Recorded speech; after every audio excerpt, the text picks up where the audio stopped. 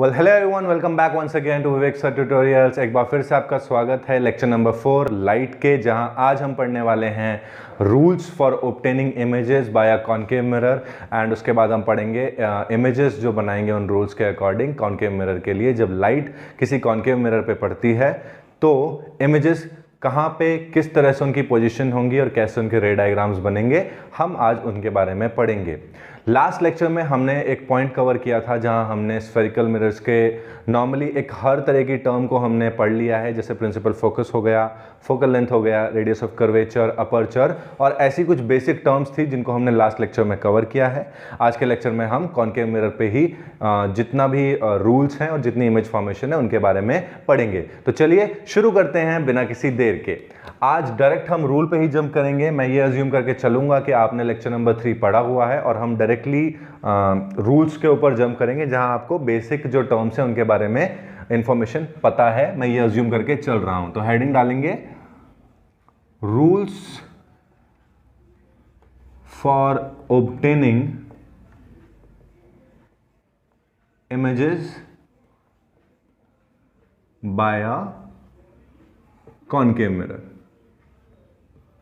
Concave mirror कैसा होता है ये मुझे आपको बताने की अब ज़रूरत नहीं होनी चाहिए। जो बेंट इन रहता है वो होता है आपका कॉनकेव मिरर, जो बज्ड आउट रहता है वो कॉन्वेक्स मिरर। ठीक है, तो वहाँ से आपके पास क्या रूल्स होते हैं और ये रूल्स कहाँ काम आएंगे। बेसिकली जो आप इमेज फॉर्म करोगे, जो इमेज फॉर्मेशन आएगा जहाँ आपको ऑब्जेक्ट को डिफरेंट जगह रखना होगा, उस पॉइंट ऑफ व्यू से आपको ये रूल सारे पता होने चाहिए। इन टोटल 4 रूल होते हैं और इन रूल्स के अकॉर्डिंग ही सीक्वेंस वाइज आप चलते हैं और इमेज फॉर्मेशन को करते हैं। तो सबसे पहले कॉनकेव मिरर में जो रूल है, पहला रूल ये कहता है कि अगर आपके पास कोई कॉनकेव मिरर है, एक कॉनकेव मिरर बना देते हैं, ये इसका क्या हो जाएगा, अपर्चर एम डैश, मैंने आपको बताया है। Centre of the mirror is known as pole. Centre से जो एक्सिस पास होती है उसको हम बोलते हैं प्रिंसिपल एक्सिस। पोल को जरा साइड में लिख देते हैं, इसको बोलते हैं प्रिंसिपल एक्सिस। एक्स और वाई से इसको डिनोट किया जाता है। अब पहला रूल ये कहता है कि अगर कोई लाइट रे पैरेलल आ रही है कॉनकेव मिरर के, ऐसे इस तरह से वो लाइट रे पैरेलल आ रही है, तो रिफ्लेक्शन के बाद, जैसा आपको पता है कि कॉनकेव मिरर क्या होता है, एक कन्वर्जिंग मिरर होता है। कॉनकेव मिरर क्या होता है, कन्वर्जिंग मिरर। मैंने आपको बताया था ना, कन्वर्जिंग मिरर का मतलब है कि जैसे ही लाइट रेज उस पर पड़ेंगी, सारा की सारी लाइट रेज एक पॉइंट पे जाके इकट्ठा हो जाती हैं, कन्वर्ज हो जाती हैं। ठीक है, तो उसी की वजह से इसका नाम क्या पड़ा है, कन्वर्जिंग मिरर। तो यहां पर कॉनकेव मिरर एक कन्वर्जिंग मिरर है और पहला रूल भी यही कहता है, if a light is parallel to the principal axis and get hits on the surface of a concave mirror, मतलब कोई लाइट पैरेलल आ रही है और कॉनकेव मिरर पे सरफेस पे अगर वो लगेगी तो लगने के बाद वो एक पॉइंट से होके गुजरेगी, जिस पॉइंट को आप क्या कहेंगे बेटा, प्रिंसिपल फोकस या सिंपल फोकस कह सकते हैं। ये रूल है पहला। अगर कॉनकेव मिरर में प्रिंसिपल एक्सिस के पैरेलल लाइट रे आ रही है तो रिफ्लेक्शन के बाद वो फोकस से पास होके जाएगी। ठीक है, इसको मैं लिख नहीं रहा हूं स्टेटमेंट के तौर पे, मैं एक बार डिक्टेट कर देता हूं। अगर आप लिखना चाहें तो आप लिख सकते हैं, if a light ray is parallel to the principal axis, if a light ray is parallel to the principal axis, then after reflection from the concave mirror it will pass from the focus. Then after reflection from the concave mirror it will pass from the focus. ठीक है, focus से जाएगी। इसके बाद आपका rule number 2 आता है। Rule number 2 जो है वो ये कहता है कि आपके पास जो कॉनकेव मिरर है, अगेन सेम चीज, अपर्चर बना दिया एम डैश, इसका पोल बना देंगे, ये इसकी हो जाएगी प्रिंसिपल एक्सिस, यहां पे इसका पोल हो गया। अब यहां पे आपको बनाने की जरूरत है सेंटर ऑफ कर्वेचर। ठीक है, सेंटर ऑफ कर्वेचर क्या होता है हम बता चुके हैं आपको। सेंटर ऑफ कर्वेचर से अगर कोई लाइट रे पास हो रही है, दूसरा रूल कहता है कि अगर सेंटर ऑफ कर्वेचर से इस तरह से कोई लाइट रे पास हो रही है, इधर की तरफ जा रही है, तो रिफ्लेक्शन के बाद वो उसी पाथ से वापस आ जाएगी। This is the second rule for obtaining images formed by concave mirror. So दूसरा रूल ये कह रहा है कि अगर कॉनकेव मिरर पे से कोई लाइट रे सेंटर ऑफ कर्वेचर से जा रही है तो रिफ्लेक्शन के बाद वो उसी पाथ पे क्या हो जाएगी, वापस हो जाएगी। That is rule number 2 for you. If a light ray going from center of curvature hits on the concave mirror, then it will reflect back along the same path. ये आपका है रूल नंबर 2. इसके बाद आपके पास आता है rule number 3. In total बेटा 4 rule हैं. रूल नंबर 3 जो है वो रूल नंबर 1 का एग्जैक्ट ऑपोजिट है. मतलब रूल नंबर 1 पे अगर आप ध्यान से देखें तो यहां लाइट रे पैरेलल है प्रिंसिपल एक्सिस के, और रिफ्लेक्शन के बाद वो कहां से जा रही है, फोकस से जा रही है. यहां पर क्या होगा, कॉन्केव मिरर वही रहेगा, इस कुछ तरह से वो रहेगा आपका कॉन्केव मिरर. यही प्रिंसिपल एक्सिस भी रहेगी एक्स वाई, यही पोल रहेगा और यही अपर्चर रहेगा. डिफरेंस ये रहेगा कि वहां पर पैरेलल लाइट रे आई थी और फोकस से होके गई थी. यहां पर ऐसा रहेगा कि लाइट रे फोकस. मेरा एक और सजेशन है आपको ये बनाने से पहले कि आप डिनोट बाद में करिएगा कि कौन सा पॉइंट क्या है. अगर मैं यहां एफ लिख देता हूं फोकस, और उसके आगे पीछे से अगर मेरी लाइन चल जाती है तो थोड़ा सा ऑड लगता है डायग्राम.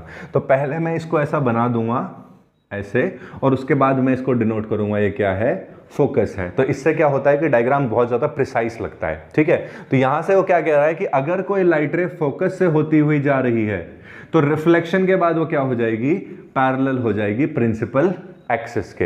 ये रूल बिल्कुल उसका उल्टा है. वहां पैरेलल रे रिफ्लेक्शन के बाद फोकस से होते हुए जाती है, यहां फोकस पे गई हुई रे रिफ्लेक्शन के बाद कहां से होती है, पैरेलल हो जाती है प्रिंसिपल एक्सिस के. If a light going from focus of a concave mirror then it will reflect parallel to the principal axis. ठीक है, वो रिफ्लेक्शन के बाद क्या हो जाएगी, प्रिंसिपल एक्सिस के पैरेलल हो जाएगी. ये होता है आपका रूल नंबर 3. और इसके बाद फाइनली आपके पास आता है रूल नंबर 4, जो कि एक्चुअल में लॉ ऑफ रिफ्लेक्शन का सेकंड लॉ है, जो कहता है angle of incidence is always equal to angle of reflection.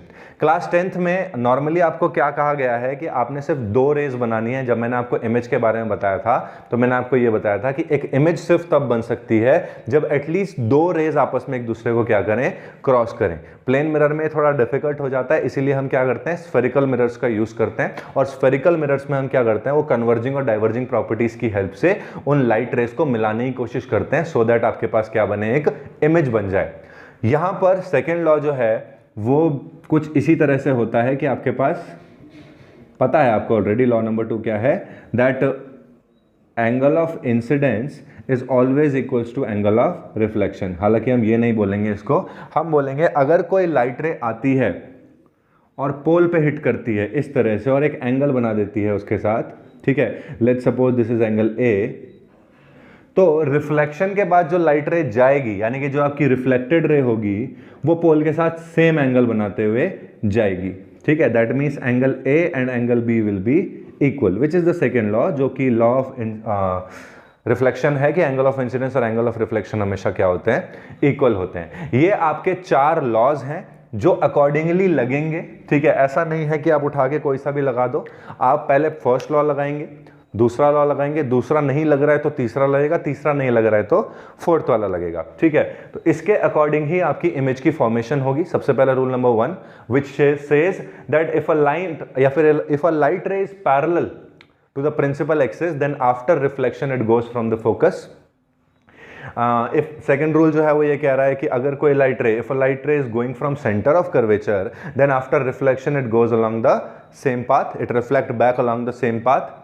तीसरा रूल आपका फर्स्ट का मैंने बताया बिल्कुल ऑपोजिट है, जो कह रहा है कि अगर कोई लाइट रे फोकस से होती हुई जाती है तो रिफ्लेक्शन के बाद वो पैरेलल हो जाती है प्रिंसिपल एक्सिस के. एंड फाइनली ये कह रहा है रूल नंबर 4 कि अगर कोई लाइट रे पोल को हिट करती है with an angle, principal axis के साथ एक एंगल बनाती है वो पोल पे हिट करके, तो वो जब रिफ्लेक्ट होगी तो सेम प्रिंसिपल एक्सिस के साथ वो क्या बनाएगी, सेम एंगल बनाते हुए जाएगी. यानी कि ए अगर उसने एंगल बनाया है जब वो इंसिडेंट हो रही थी प्रिंसिपल एक्सिस के साथ, तो बी वो एंगल बनाएगी प्रिंसिपल एक्सिस के साथ जब वो पोल से रिफ्लेक्ट होके आ रही है. That means angle A and angle B will be equal. So ये 4 लॉ हैं, इन 4 लॉ के अकॉर्डिंग ही हम आज अपनी सारी इमेजेस, जितने भी केसेस बनेंगे जहां हम डिफरेंट पॉइंट्स पे ऑब्जेक्ट को रखेंगे, वो सारे केसेस आज हम पढ़ेंगे. आई होप ये 4 रूल आपको अभी तक समझ आ गए होंगे. चलिए बढ़ते हैं अब अपनी इमेज फॉर्मेशन की तरफ. तो चलिए अब करते हैं हमारा image formation found by concave mirror using those 4 rules जो हमने अभी अभी पढ़े हैं. इसके लिए सबसे पहला केस हमारे पास आता है कि जब हम ऑब्जेक्ट को पोल और फोकस के बीच में रखेंगे, तो ऑब्वियसली आपको वो छोटी टर्म्स तो पता होनी चाहिए कि कहां पे आपका पोल है, कहां पे आपका फोकस है, कहां पे सेंटर ऑफ कर्वेचर है। ठीक है, ये सारी चीजों का आपको इंफॉर्मेशन पता होना चाहिए कि मिरर में ये सब चीजें किस किस पॉइंट पे लोकेटेड रहती हैं। ठीक है, लेकिन जैसा मैंने आपको बताया, आप पहले उनको डिनोट मत करना, वरना होगा ये कि आपके जो रे डायग्राम्स हैं वो उन पॉइंट से हो सकता है उस पे ही रहें, और बहुत बार चांसेस ऐसे होते हैं कि उसके आगे पीछे से निकल गए, तो उसमें थोड़ा सा ऑड लगता है डायग्राम। तो पहले आप रे डायग्राम पूरा कंप्लीट करके तब उन पॉइंट्स को अगर आप डिनोट करोगे तो आपका डायग्राम बहुत ज्यादा प्रिसाइज होगा। तो चलिए ये वाला करते हैं। पोल और फोकस के बीच में हमें ऑब्जेक्ट रखना है। ऑब्वियसली पोल तो यहीं पर होगा आपके पास, ये पोल है, और फोकस यहां कहीं होगा। फिलहाल हम रख नहीं रहे हैं क्योंकि जैसा मैंने आपको बताया बाद में हम उसको डिनोट कर देंगे। पहले हम उसका रे डायग्राम बनाएंगे। इससे पहले मैं आपको एक बात बताना चाहता हूं, जो दो चीजें हैं जो आपको ध्यान में रखनी है। पहली, ऑब्जेक्ट लेफ्ट साइड में रहता है प्रिंसिपल एक्सिस के ऊपर, हमेशा नीचे ऑब्जेक्ट को नहीं रखेंगे। रे डायग्राम बनाते हुए ऑब्जेक्ट हमेशा प्रिंसिपल एक्सिस के ऊपर ही रहेगा। और दूसरी चीज ये है कि आपके पास जो इमेज बनेगी वो सिर्फ तब बन सकती है जब दो लाइट रेज आपस में एक दूसरे को क्रॉस करेंगी, या फिर ऐसा हो सकता है कि अपीयर हो क्रॉस करने के लिए। स्लॉट मैंने बताया था ना आपको, रियल और वर्चुअल। रियल में जब रियलिटी में वो लाइट रेज वहां पे जाके क्रॉस कर रही हैं या मिल रही हैं, उसको रियल बोलेंगे। एंड वर्चुअल जब हम खुद से खींच के इमेजिन करके लाएंगे कि हाँ यहां अगर ये इस तरफ आती तो ये इस तरफ यहां पे मिलती या क्रॉस करती। तो इमेज हमेशा उस पॉइंट पे बनेगी जिस पॉइंट पे दो लाइट रेज क्रॉस होंगी, या हम उनको इमेजिनरी तरीके से वहां पर क्रॉस करवाएंगे, उस पॉइंट पे आपकी इमेज बनेगी। अदरवाइज इमेज नहीं बनती है। और अगर क्रॉस नहीं कर रही है तो वहां पर इमेज नहीं बनेगी। उसके लिए एक अलग केस होगा, वो आएगा, वो पढ़ेंगे हम आगे। ठीक है, तो सबसे पहले आपका केस है कि जब ऑब्जेक्ट रखा होगा पोल और फोकस के बीच में, जैसा कि मैंने आपको बताया, रूल वाइज फॉलो करेंगे। सबसे पहले रूल नंबर 1 एंड देन उसके बाद आगे रूल पे बढ़ेंगे। तो हम मान लेते हैं हमारे पास यहां कहीं ऑब्जेक्ट है, ये हमने एक ऑब्जेक्ट मान लिया। देखिए ऑब्जेक्ट का जो डिनोनेशन होगा, बता देते हैं ये भी आपको अभी। ऑब्जेक्ट को आप डिनोट करेंगे ए बी से। ठीक है, नॉर्मली जो बुक्स में डिनोट होता है वो ऐसे होता है, कर तो आप किसी भी चीज से सकते हैं। ए बी से उसको डिनोट करेंगे। एंड इमेज जो होगी वो, क्योंकि इसी ऑब्जेक्ट की इमेज होगी तो वो ए डैश और बी डैश से होगी। ऑब्जेक्ट को डिनोट करेंगे ए बी से, और इमेज जो डिनोट होगी वो होगी ए डैश और बी डैश से। आप पी क्यू से कर लो और पी डैश क्यू डैश से कर लो, लेकिन पी फिर यहाँ पे क्या हो जाता है, पोल हो जाता है। एक्स वाई आपके पास ऑलरेडी है ही, तो सबसे सिंपल तरीका वही रहता है कि आप ऑब्जेक्ट को ए बी से डिनोट कीजिए और जो इमेज है उसको ए डैश बी डैश से डिनोट कीजिए। ठीक है, तो यहाँ पे आपके पास ऑब्जेक्ट है, इसको मैं हटा दूंगा क्योंकि ये डायग्राम के बीच में आएगा। बस ये ध्यान रखिएगा आप कि ऑब्जेक्ट जो है वो ए बी से और इमेज जो है वो ए डैश बी डैश से। सबसे पहला रूल ये कहता है कि ऑब्जेक्ट से एक पैरेलल रे आएगी जो कहां जाएगी, प्रिंसिपल एक्सिस के पैरेलल जाते हुए मिरर की तरफ जाएगी। तो यहां ऑब्जेक्ट के टॉप से एक रे जाएगी जो पैरेलल होगी प्रिंसिपल एक्सिस के। जब स्केल से आप बनाएंगे तो ज्यादा सीधा बनेगा ये डायग्राम। ठीक है, जब ये पैरेलल जाएगी, आपको पता है जब कोई लाइट रे पैरेलल जाती है प्रिंसिपल एक्सिस के तो रिफ्लेक्शन के बाद वो कहां से आती है, फोकस से। इसको थोड़ा सा इधर बना देते हैं। ये अब आपको पता है कि वो कहां से जाती है, फोकस से होती हुई जाती है। ऑब्वियसली फोकस जो होगा वो यहां कहीं होगा, क्योंकि पोल और फोकस के बीच में है, तो हम मान लेते हैं कि वो फोकस आपका यहां पे है। ठीक है, अब ये फोकस है। अब क्योंकि आपने फोकस से निकाल दिया है तो आप फोकस को यहां पे डिनोट कर सकते हैं। देखिए पोल एंड फोकस के बीच में आपका ऑब्जेक्ट आ चुका है। ये आपका पहला रूल फॉलो हो गया कि आपने पोल और फोकस के बीच में ऑब्जेक्ट रख के प्रिंसिपल एक्सिस के पैरेलल एक रे निकाल दी जो रिफ्लेक्शन के बाद कहां से आ रही है, फोकस से होती हुई आ रही है। देन दूसरा रूल जो आपको याद हो वो ये था कि सेंटर ऑफ कर्वेचर से लाइट की रे जो होती है वो जाती है, और कहां की तरफ जाती, जैसे यहां पे आपका सेंटर ऑफ कर्वेचर होगा, मिरर की तरफ जाएगी इधर से ऐसे, और रिफ्लेक्ट भी उसी डायरेक्शन में हो जाएगी। ठीक है, उसी डायरेक्शन में वो क्या हो जाएगी, रिफ्लेक्ट भी हो जाएगी सेंटर ऑफ कर्वेचर से पास होने के बाद। तो इसको आप मान लेते हैं ये क्या है, सेंटर ऑफ कर्वेचर। जब आप स्केल से रे डायग्राम बनाएंगे, वैसे अभी भी दिख ही रहा है कि अगर मैं इसे एक्सटेंड कर दूं तो ये नीचे जाते हुए खुल रहा है, ठीक है। तो यहाँ पे ये इमेजेस नहीं मिलेंगी, मतलब ये लाइट रेज जो है ये आपस में क्रॉस इधर की तरफ लेफ्ट साइड में ये क्रॉस नहीं करेंगी। तो यहाँ पे आपको क्या करना पड़ेगा, एक आई बनानी पड़ेगी जहाँ से आपको इसको देखना है, ठीक है। ये आपकी क्या बन जाएगी, आई बन जाएगी, जिसको आपको देखना है। इसमें से लाइट रे इस तरह से जाएंगी। अब देखो यहाँ तो ये क्रॉस कर नहीं रही है, दैट मीन्स यहाँ पे इमेज बन नहीं रही है, तो इमेज कहाँ बनेगी। अब इमेज को हम इमेजिन करवा के इस तरफ पुल आउट करेंगे, इसको थोड़ा सा स्ट्रेट बना देते हैं इस तरह से, और अब हम इमेज को पुल आउट करके इस तरह से लेके आएंगे इमेजिनरी लाइट रेस को, और वो यहाँ कहीं आपकी मिल जाएंगी, ठीक है। ये डॉटेड लाइंस हमेशा शो करती हैं कि जो इमेजिनरी लाइट रेज हैं उनको ये डिनोट करेंगी कि इमेजिनरी लाइट रेज आपकी आ रही हैं। तो इमेजिनरी लाइट रेज आपकी आई और ये इस पॉइंट पे आके क्रॉस कर गई, ठीक है। अब ऐसा नहीं है आगे तो कहीं भी जाए, लेकिन जिस पॉइंट पे क्रॉस करता है उस पॉइंट पे क्या होगा, इमेज फॉर्मेशन हो जाएगा। तो ये वो पॉइंट है जहां पे आपका इमेज फॉर्मेशन होगा, और ये इतनी बड़ी आपकी क्या बन जाएगी, इमेज बन जाएगी, ठीक है। ऑब्जेक्ट को आप किससे डिनोट करना चाहेंगे, ऑब्जेक्ट को लेट्स सपोज हम डिनोट करते हैं ए बी से, तो आपकी जो इमेज है वो डिनोट हो जाएगी ए डैश बी डैश से, ठीक है। और ये आपकी इमेज बन गई, ये था आपका ऑब्जेक्ट और ये आपकी बन गई image A dash B dash. Arrow से पता लग जाएगा कि कहां कहां से रे आ रही है, ये पहला रूल है, ये दूसरा रूल है। दो रूल्स के अकॉर्डिंग आपका पहला इमेज फॉर्मेशन हो गया, ठीक है। ये इकलौता कॉनकेव मिरर में इकलौता ऐसा केस है जहां पे इमेज कहां बनती है, मिरर के पीछे की तरफ। ये कांटे वाली साइड जो होती है क्लोज साइड होती है, मैंने बताया था आपको। फ्रंट साइड वो है जहां लाइट का रिफ्लेक्शन हो रहा है। इकलौता ऐसा केस जहां पे इमेज जो है वो बिहाइंड द मिरर बन रही है, इमेज के मिरर के फ्रंट में पीछे बन रही है, सॉरी बिहाइंड द मिरर बन रही है और उससे बड़ी बन रही है। That is the only case concave mirror में, ठीक है। आप ध्यान दीजिए, सिर्फ इतने पे ही आपका काम खत्म नहीं होता है। इसके बाद आगे चलेंगे और इसके कैरेक्टरिस्टिक्स लिखे जाते हैं। हम क्या करते हैं, जब हम रे डायग्राम बना देते हैं एक स्पेशल केस का, जैसे पहला केस आपका आ गया था when object is placed between pole and focus, आपने ऑब्जेक्ट को पोल फोकस के बीच में रखा, रूल नंबर 1 और रूल नंबर 2 से इमेज फॉर्मेशन किया।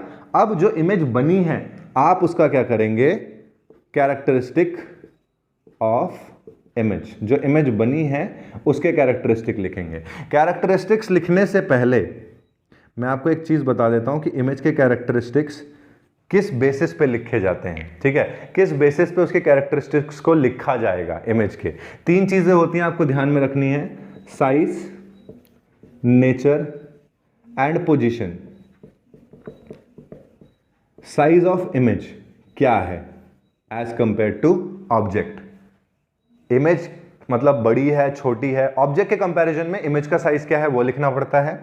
नेचर ऑफ इमेज लिखना पड़ता है एंड फाइनली आपको लिखना पड़ता है पोजीशन ऑफ इमेज।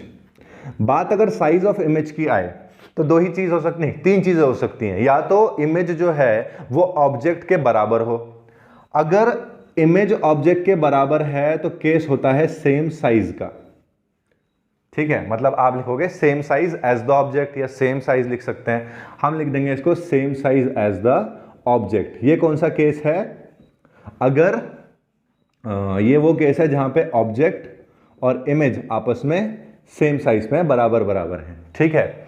दूसरा साइज का केस आता है जब आपका ऑब्जेक्ट बड़ा हो इमेज से, मतलब इमेज छोटी बन रही है और ऑब्जेक्ट ऑलरेडी क्या है, बड़ा है। तो उस समय पे जो आप लिखते हैं वो लिखते हैं आप डिमिनिश्ड लिख सकते हैं, या फिर आप लिखते हैं स्मॉलर देन द ऑब्जेक्ट। ये कैरेक्टरिस्टिक्स हैं किसकी, इमेजेस की एज कंपेयर टू ऑब्जेक्ट, ठीक है ना। तो डिमिनिश मतलब होता है छोटा, बहुत छोटा सा, ठीक है। स्मॉलर देन द ऑब्जेक्ट भी लिख सकते हैं। अगर बहुत ही छोटी बन रही है तो आप डिमिनिश लिख सकते हैं, थोड़ी छोटी है तो उसमें आप स्मॉलर देन द ऑब्जेक्ट लिखते हैं। ओवरऑल अगर ऑब्जेक्ट बड़ा, इमेज छोटी है तो डिमिनिश आता है या फिर स्मॉलर देन द ऑब्जेक्ट आएगा। एंड फाइनली आपके पास एक और केस आता है साइज का, वो ये है कि अगर इमेज जो है बड़ी है एज कंपेयर टू ऑब्जेक्ट, ठीक है। अगर छोटी मोटी बड़ी है तो आप लिखते हैं लार्जर देन द ऑब्जेक्ट, मतलब थोड़ा बहुत ही डिफरेंस है तो आप लिखेंगे लार्जर देन द ऑब्जेक्ट। लेकिन अगर आपके पास इमेज बहुत ही बड़ी हो चुकी है तो आप उसको लिखेंगे मैग्नीफाइड, तो उसको लिखा जाता है मैग्नीफाइड इमेज। समझ लीजिए, इंपॉर्टेंट है। किसी भी इमेज के कैरेक्टरिस्टिक तीन चीज़ों पे बेस्ड होते हैं, जिसमें सबसे पहला होता है size of image. Size of image हमेशा ऑब्जेक्ट के कंपैरिजन में निकालते हैं। अगर ऑब्जेक्ट और इमेज दोनों सेम साइज के हैं तो कैरेक्टरिस्टिक में लिखा जाता है same size as the object. ठीक है, अगर इमेज छोटी है ऑब्जेक्ट बड़ा है, तो अगर बहुत ज्यादा डिफरेंस नहीं है, छोटी है लेकिन ज्यादा डिफरेंस नहीं है, तो लिखेंगे स्मॉलर देन द ऑब्जेक्ट। बहुत ज्यादा छोटी हो गई है ऑब्जेक्ट से तो आता है डिमिनिश्ड, या फिर डिमिनिश्ड इमेज आप उसे बोल सकते हैं। और अगर इमेज बड़ी है, छोटी मोटी बड़ी है ऑब्जेक्ट से, तो आएगा लार्जर देन द ऑब्जेक्ट। और अगर बहुत ज्यादा बड़ी है तो आएगा मैग्नीफाइड। ठीक है, ये एक पहला कैरेक्टरिस्टिक हो गया। दूसरा जो होता है वो होता है नेचर के लिए। नेचर ऑफ इमेज की अगर हम बात करें तो इमेज के दो नेचर होते हैं बेटा। अभी यहां पे एक छोटा सा इंपॉर्टेंट पॉइंट भी है, वही बताऊंगा। नेचर ऑफ इमेज की अगर हम बात करें तो इमेज के दो नेचर होते हैं। एक होता है इसका रियल नेचर, ठीक है, एक्चुअली रियल नहीं, एक काम करते हैं, इसको दो नेचर में कन्वर्ट करते हैं, इमेज और नेचर अलग अलग कर देते हैं। इमेजेस आपको पता है दो होती हैं, कौन कौन सी? एक रियल होता है और एक वर्चुअल होता है। ठीक है, तो एक तो इमेज के कैरेक्टरिस्टिक अलग हुआ है, रियल और वर्चुअल। दूसरा नेचर जो होते हैं ये भी दो तरीके के होते हैं, एक होता है इन्वर्टेड नेचर और एक होता है इरेक्ट नेचर। मतलब या तो इमेज इन्वर्टेड होगी, उल्टी होगी, ठीक है, उल्टी बोले तो प्रिंसिपल एक्सिस से नीचे की तरफ। मतलब जैसे ये ऑब्जेक्ट था तो ये ऐसे रखा हुआ है, अब इसकी इमेज भी ऐसी बनी है, हेड ऊपर है, इसका भी हेड ऊपर है। हो सकता था इमेज ऐसी बन जाए, हेड नीचे और पांव ऐसे, ठीक है, ऐसी भी कई बार केसेस में बनेगी। ऐसे केसेस में इमेज क्या हो जाती है? इन्वर्टेड। इन्वर्टेड इमेज कब बनती है? Below principal axis. Principal axis से अगर नीचे बन रही है इमेज तो क्या बनेगी? इन्वर्टेड बनेगी। और अगर इरेक्ट है तो इसका मतलब है वो प्रिंसिपल एक्सिस के ऊपर ही है, इररिस्पेक्टिव ऑफ द साइड, वो राइट में हो चाहे लेफ्ट में बन रही हो। इमेज अगर प्रिंसिपल एक्सिस से नीचे है तो नेचर कैसा होगा? इन्वर्टेड। अगर ऊपर है तो नेचर कैसा होगा? इरेक्ट। तो ये हो जाएगा अबव प्रिंसिपल एक्सिस और बिलो प्रिंसिपल एक्सिस। ठीक है, और इमेज की जैसे मैं बात कर रहा था रियल एंड वर्चुअल, वैसे तो करते ये हैं कि आपके पास नेचर जो है दोनों को कंबाइन लेके चलते हैं। रियल जो होता है वो हमेशा इन्वर्टेड के साथ आता है और वर्चुअल जो होता है वो हमेशा इरेक्ट के साथ आता है। तो नेचर जब भी लिखते हैं तो ऐसे लिखते हैं, real and inverted, virtual and erect. ठीक है, दो चीजें होती हैं। जैसे यहाँ पर क्या है, ये प्रिंसिपल एक्सिस के ऊपर है तो हमें दिख रहा है वो सीधी खड़ी है। सीधी खड़ी है मतलब कैसा नेचर है? इरेक्ट नेचर है। और इरेक्ट नेचर में इमेज कैसी बनती है? वर्चुअल। वर्चुअल मैंने क्या बोला था आपको? इमेजिनरी। और इमेजिनरी लाइंस को कैसे डॉट की तरह रिप्रेजेंट करते हैं?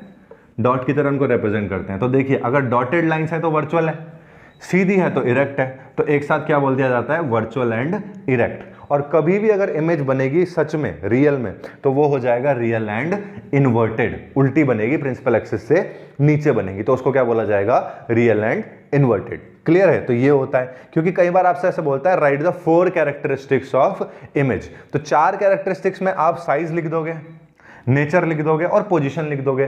तो इस नेचर और इमेज को आपको क्या करना पड़ता है? तोड़ना पड़ता है। नेचर दो होते हैं, इरेक्ट और इन्वर्टेड, ठीक है, और इमेज दो तरीके की होती है, रियल और वर्चुअल। तो अलग अलग नेचर को आप ऐसे लिख सकते हो, अलग अलग कैरेक्टरिस्टिक को, एक ही कैरेक्टरिस्टिक को दो पार्ट्स में आप लिख सकते हो, इमेज के में और नेचर के में। फाइनली आपके पास जो कैरेक्टरिस्टिक्स आती हैं वो होती है आपकी, ऊपर लिख देते हैं, पोजीशन ऑफ इमेज। और पोजीशन ऐसी कोई जस्टिफाइड नहीं होती, जो आपको दिखता है कि भाई इमेज कहाँ पे लिखी हुई है, बनी हुई है, सॉरी, वहां पे आप उसको लिख सकते हो। पोजीशन ऑफ इमेज में आप सिर्फ उसकी लोकेशन बताते हो। इसमें आप क्या बताते हैं? सिर्फ लोकेशन ऑफ द इमेज, कि इमेज कहां पे स्टैबलिश्ड है।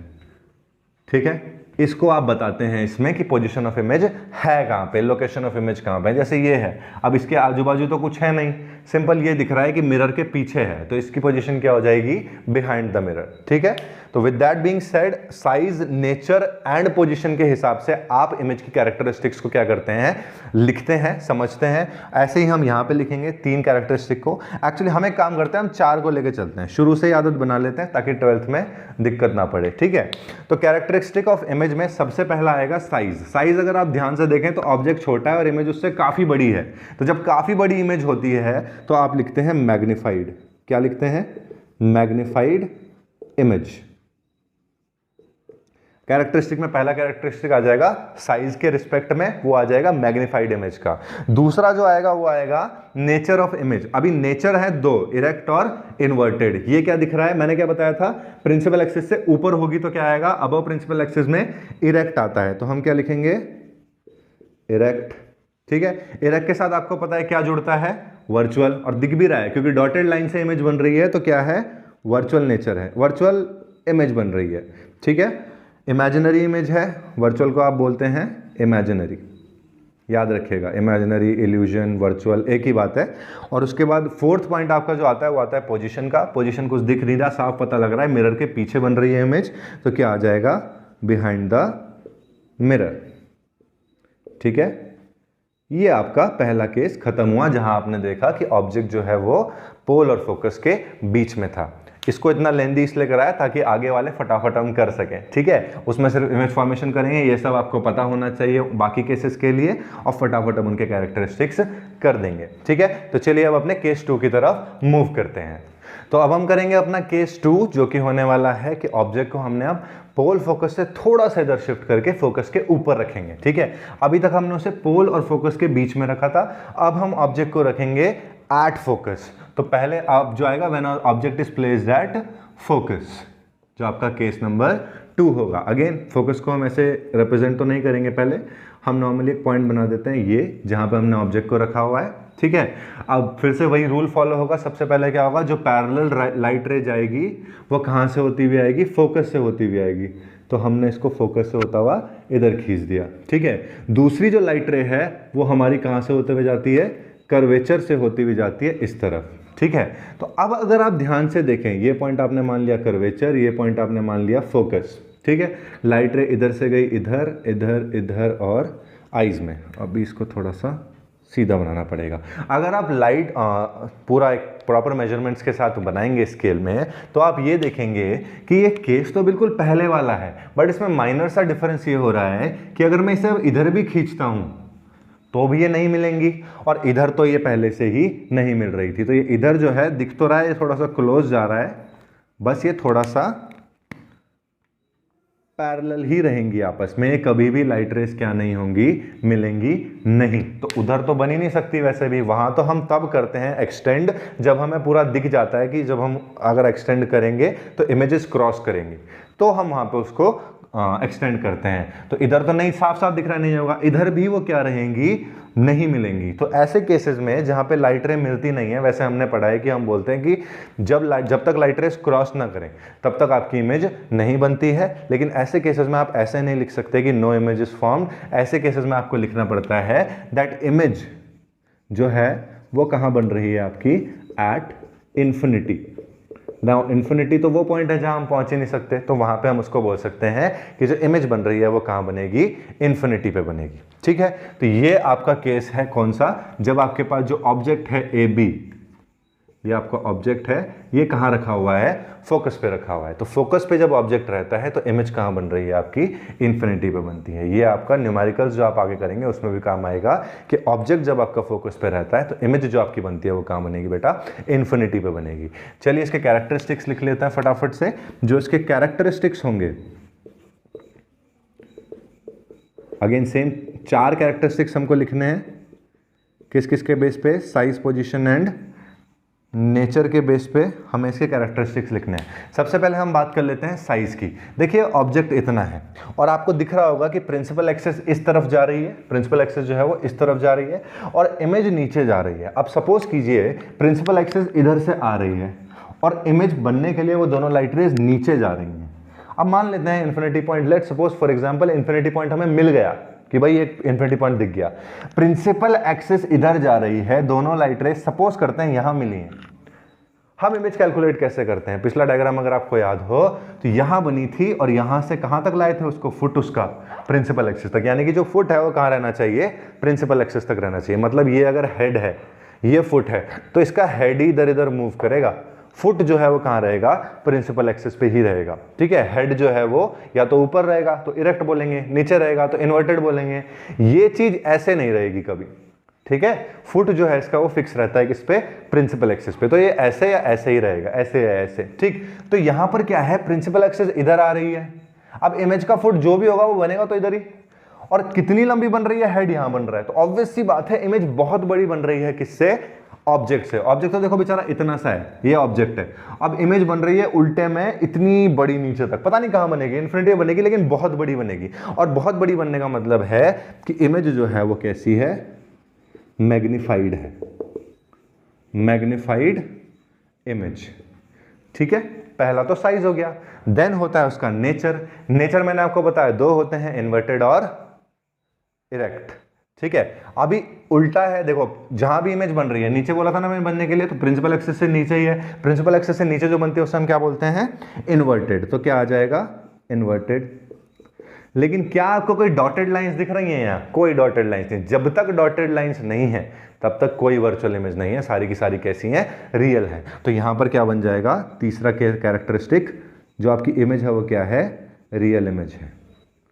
ठीक है, inverted image, real image, magnified image. Image ना भी लिखो तो चलेगा, magnified, inverted, real, and finally इसकी पोजीशन तो आपको दिख ही रहा है किस पे है, एट इन्फिनिटी। ये आपका दूसरा केस हुआ जहां आपने क्या रखा है, ऑब्जेक्ट को फोकस पे रखा है। अगर आपका ऑब्जेक्ट फोकस पे रहता है तो आपकी इमेज कहां बनेगी, इन्फिनिटी पे बनेगी, बहुत बड़ी बनेगी। रियल इमेज होगी, उल्टी होगी क्योंकि प्रिंसिपल एक्सिस से नीचे है, और फाइनली उसकी पोजीशन जो मैंने आपको ऑलरेडी बता दी कहां होगी, इन्फिनिटी पे होगी। तो आई होप केस सेकंड आपको समझ आ गया होगा। एक और केस कर लेते हैं, इसको दो पार्ट में डिवाइड करना पड़ेगा टाइम इश्यूज की वजह से, तो एक और केस कर लेते हैं और बाकी के जो 3 और केस बचेंगे उनको हम नेक्स्ट वीडियो में कवर करेंगे, जो हमारा लेक्चर नंबर 5 होगा। ठीक है, तो केस 3 जो आपका है, हम एक्चुअल में कर क्या रहे हैं पता है, हम ऑब्जेक्ट को पोल फोकस से इधर इधर इधर इधर सरकाते रहेंगे, मतलब कि इधर इधर इसको मूव करते रहेंगे, और ये देखेंगे कि जब हम उसे इधर इधर मूव कर रहे हैं तो उसकी इमेज पे क्या फर्क पड़ रहा है। ऑब्जेक्ट पहले कहां पे था, पोल फोकस के बीच में, अब कहां हो गया, फोकस पे। अब तीसरे केस में क्या होगा, फोकस से थोड़ा और इधर शिफ्ट कर देंगे। फोकस के बाद का जो पॉइंट है वो कौन सा होता है, सेंटर ऑफ कर्वेचर। तो पहले रखा पोल फोकस के बीच में, अब कर दिया फोकस पे, और तीसरे केस में करेंगे फोकस और कर्वेचर के बीच में। तो चौथे में गैस करो कहां होगा, कर्वेचर पे। पांचवें में कहां होगा, कर्वेचर से पीछे। समझ रहे हो, तो ये चीजें ऐसे केस चल रहा है। तो अब ऑब्जेक्ट जो होगा वो क्या होगा, when object is placed between centre of curvature and focus. ठीक है,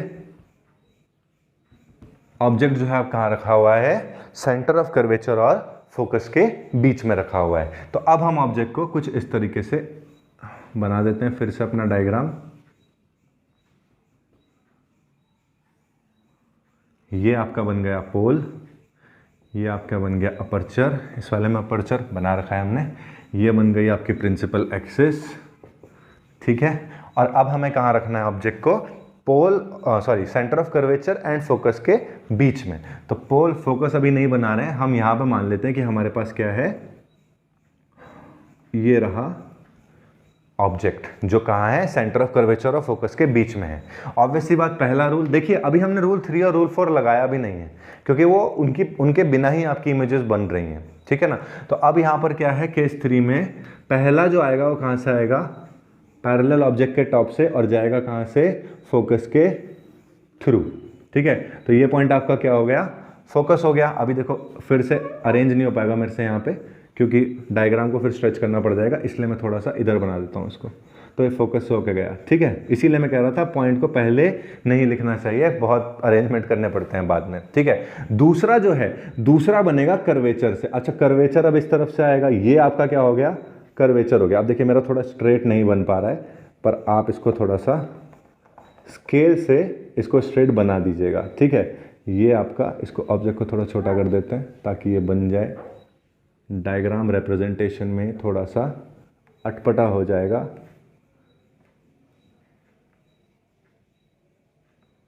ठीक है, ये आपका बन गया फोकस ऑब्जेक्ट। अब दूसरा रूल क्या कहता है कि कर्वेचर से आएगा, मान लिया इसको इधर पे मान लेते हैं। ठीक है, इधर आपका ये क्रॉस कर गया, प्रिंसिपल एक्सिस को थोड़ा एक्सटेंड कर देते हैं। ये स्ट्रेट लाइंस है, ये कर्वेचर से जा रही है, ये पॉइंट आपका कर्वेचर मान लीजिए, ये पॉइंट आपका फोकस मान लीजिए। आपने ऑब्जेक्ट रखा हुआ है कहां पर,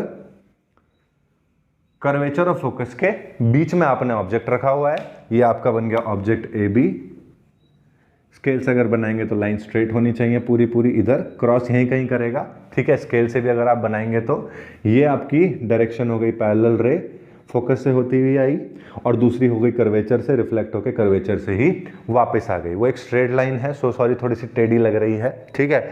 तो यहां पर आके वो दोनों क्या कर रही हैं, क्रॉस कर रही हैं। अब देखो इस पहले वाले केस में क्रॉस नहीं कर रही थी, अब हमने इसको हल्का सा शिफ्ट किया तो वो इसके साथ क्या कर गई, क्रॉस कर गई। तो शिफ्ट कहां किया, फोकस से इधर, कर्वेचर और फोकस के बीच में। जैसे ये क्रॉस करी, जहां पे क्रॉस करेंगे वहां पे इमेज बन जाएगी।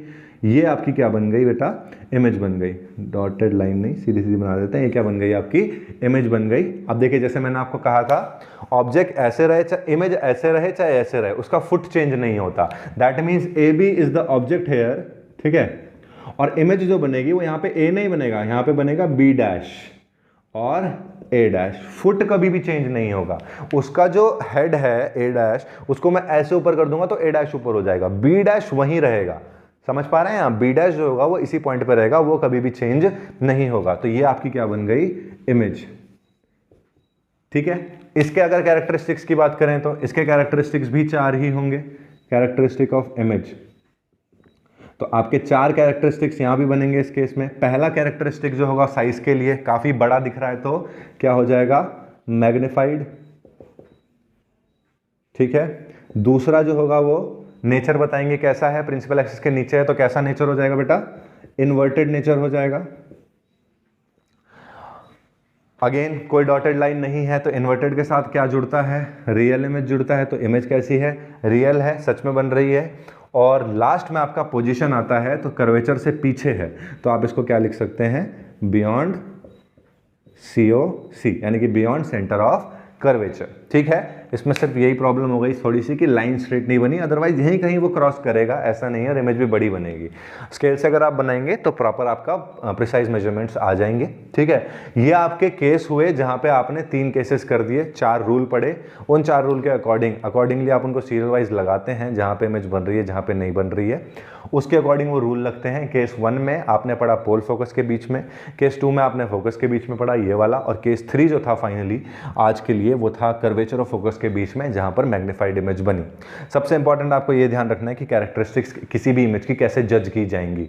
3 से होती है, साइज, नेचर और पोजीशन। नेचर में हम उसको डिवाइड कर देते हैं लाइक उसके इमेज के टाइप में, क्या वो रियल इमेज है या वर्चुअल इमेज है, एंड नेचर जैसा इन्वर्टेड और इरेक्ट मैंने आपको बताया है कैसे कैसे उसको डिसाइड किया जाता है। आई होप इतना आपको समझ आया होगा। इस वीडियो का नेक्स्ट पार्ट जो है हम लेक्चर नंबर 5 में लेके आएंगे, ठीक है, जहां पे हम रेस्ट ऑफ द केसेस जो बचे हैं वो करेंगे, ठीक। तो इसको तब तक आप पढ़ते रहिए। Thank you.